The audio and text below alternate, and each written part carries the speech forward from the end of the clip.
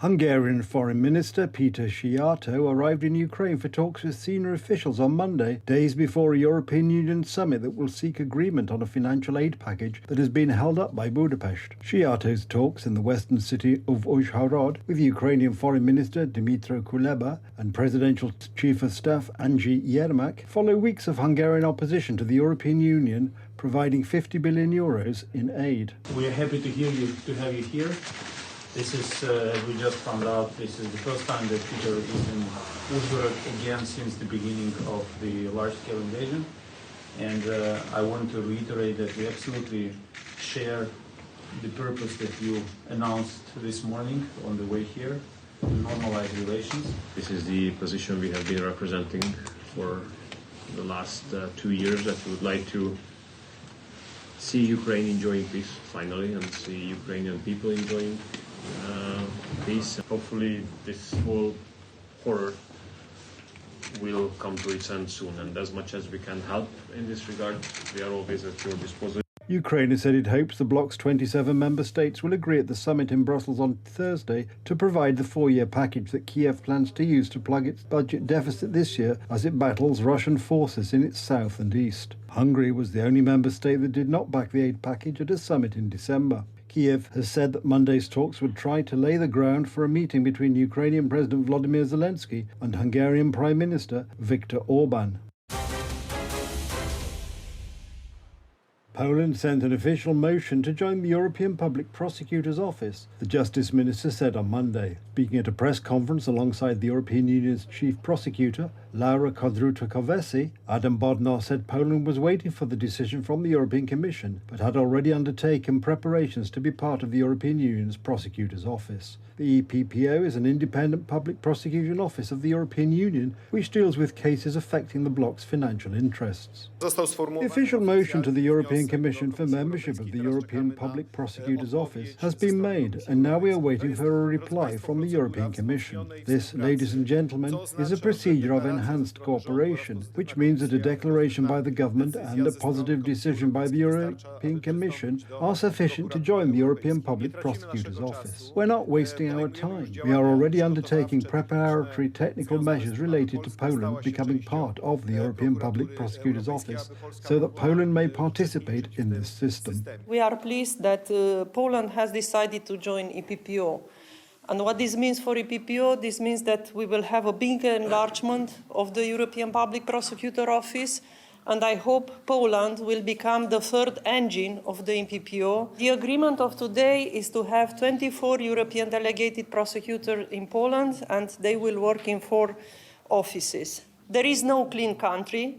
We do not have any country without corruption or without frauds with VAT or without organized criminal groups. And second, you cannot succeed alone. If someone thinks that the fight against corruption can be done alone, isolated, I think this is a very dangerous illusion. Of the bloc's 27 member states, 22 have already joined. However, Poland's previous Law and Justice government did not join, citing fears of interference in the Polish justice system.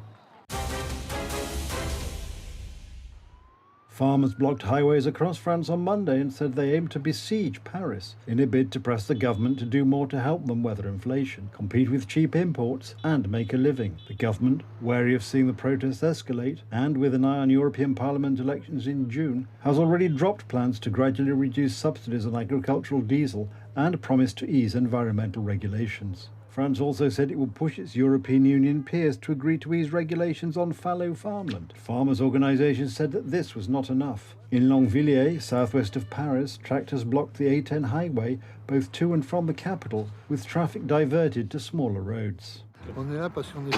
We're here because we're honestly unhappy with the current policies in terms of agriculture. We're especially overwhelmed with rules that prevent us from working and that lower our production yields. And so we're calling on Macron to put in place more realistic rules, or even remove the rules altogether. That would be great progress. I can't make a comfortable salary out of it. I've been earning €500 a month for the last 5 years, because it really depends on the weather, and they're linked for us. If one year is bad, then it's bad. There are insurance and financial aids, fortunately, but it is hard.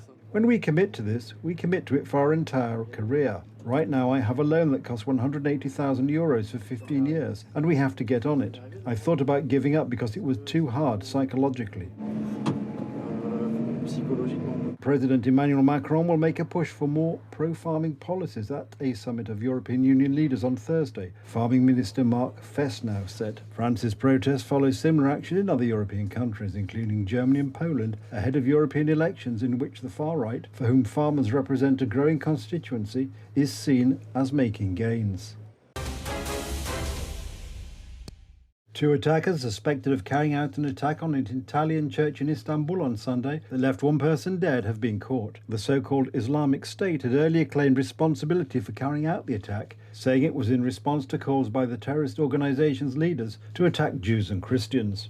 The case is still being investigated by Turkish services. He tried to stop the attackers, that's why they attacked him. I'm here to pay my respects to the family and convey my gratitude. Today I visited the Polish Consul General, who was at the church at the time of the attack. I told him that his children are like our children. I conveyed that this was an attack on our society.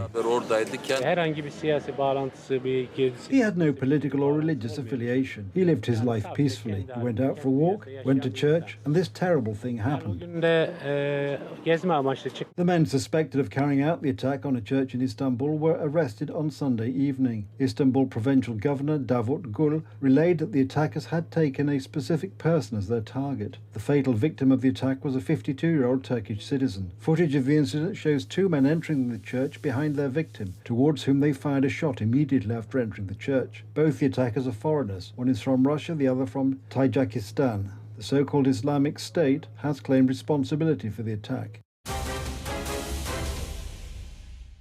Satellite imagery firm Planet Labs on Sunday released a file photograph of the military outpost in Jordan known as Tower 22 that was struck by an unmanned aerial drone attack, killing 3 US soldiers. Tower 22 holds a strategically important location in Jordan at the most northeastern point where the country's borders meet Syria and Iraq. Little is publicly known about the base, but it is near the Al-Tanf garrison, which is located across the border in Syria and which houses a small number of US troops. Tanf had been key in the fight against Islamic State and had assumed a role as part of a US strategy to contain Iran's military buildup in eastern Syria. The satellite imagery's release came as Jordan's official government spokesman, Mohanad al-Mubaideen, condemned the terrorist attack and said the kingdom will confront security threats. US President Joe Biden vowed to respond to the attack that killed 3 US soldiers in the Middle East.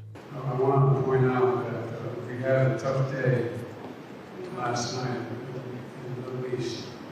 We lost 3 brave souls in an attack on one of our bases. Yes. And I'd ask you for a moment of silence for all 3 of those fallen soldiers. Meanwhile, US Defense Secretary Lloyd Austin vowed that the United States would take all necessary actions to defend its troops. Well, good morning, everybody. Let me start with my outrage and sorrow for the death of 3 brave U.S. troops in Jordan and for the other troops who were wounded. The President and I will not tolerate attack on U.S. forces, and we will take all necessary actions to defend the U.S. and our troops. NATO Secretary General Stoltenberg offered his condolences and blamed the attack on Iran, saying Tehran continues to destabilize the region. Let me start by express my condolences for the U.S. troops killed and wounded in Jordan.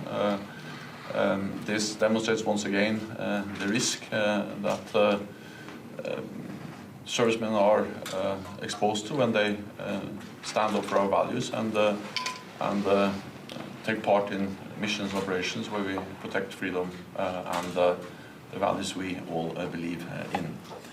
Iran continues to destabilize the region. This includes backing terrorists who attack our ships in the Red Sea, and the US is leading international efforts to end these attacks. The attack on Sunday was the first deadly strike against United States forces since the Israel-Hamas war erupted in October and marks a major escalation in tensions that have engulfed the Middle East. Following the attack, US President Joe Biden faces mounting political pressure to deal a blow directly against Iran, a move he's been reluctant to do out of fear of igniting a broader war.